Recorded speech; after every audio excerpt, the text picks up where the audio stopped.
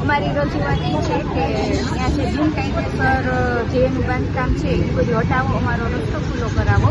અમારે 2 ગેટ ત્યાં મૂકેલા છે, અમારે અત્યારે ત્યાં આગળ રસ્તા બંધ જ છે અને ત્યાં અઘોચર ને એ બધું એટલું છે. એ લોકોનું જનાવર એટલા નીકળે છે, જેસીબી મોકલી અને અમને બધું ક્લીન કરાવો. હા, એનું ગેરકાયદેસર કામ ચાલુ જ છે.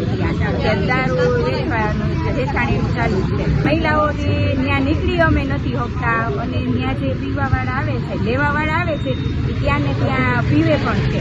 ત્યાં આવેલા છીએ, રજૂઆત કરેલી છે અને ખબર જ છે બધાને. અમારી માંગ એ છે અમને એ બધું ક્લીન કરાવો, એ લોકોને ત્યાંથી હટાવો. ગેરકાયદેસર રીતે બાંધકામ જે કાંઈ જે છે એ બધું ત્યાંથી હટાવી દો. એટલે અમને પૂરેપૂરી સુરક્ષા આપો પોલીસને.